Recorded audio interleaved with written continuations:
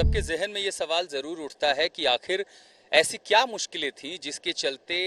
उन 41 मजदूरों को बचाने के लिए शुरू किए गए महामिशन में इतनी देरी हुई। उसकी एक बड़ी वजह है पहाड़ों की ये संरचना। मसलन मैं जहां खड़ा हूं ये सुरंग का मुहाना है, लेकिन इसके आगे के ढर्रे को अगर आपको दिखाऊं तो जब हॉरिजॉन्टल ड्रिलिंग फेल होती गई तो सबसे बड़ी चुनौती थी कि ऊपर से घुसें। लेकिन इस पहाड़ के ऊपर जिस हिस्से पर पहुंचना था जहां ड्रिलिंग होनी है वहां एक नाला खोजा गया, लेकिन वहां जो 86 मीटर का गैप था सुरंग के मुहाने से नीचे पहुंचना पहाड़ की चोटी से, वहां पहुंचाने के लिए एक लंबी प्रक्रिया थी। यानी कोने के हिस्सों से पहले पहाड़ को काटना, पहाड़ को काटने से लेकर के आप सीधे तो जा नहीं सकते, तो जिस ढर्रे से पहाड़ पर सड़क बनती है उस डिजाइन से पूरे पहाड़ को काटना, जिसमें लगे 48 घंटे। और 48 घंटे बाद जब आप वहां पहुंचते हैं तो इस पर बहुत सारी गाड़ियां हैं जो पहिए के साथ ऊपर नहीं चढ़ सकती, तो उन्हें चेन वाली गाड़ियां, यानी वो गाड़ियां जैसे कि आपने टैंक को देखा है उस तरह के व्हीकल के साथ आपको इन तमाम चीजों को बांधना पड़ेगा, उन चीजों को ऊपर पहुंचाना, ऊपर पहुंचाने के बाद एक पक्का प्लेटफॉर्म तैयार करना,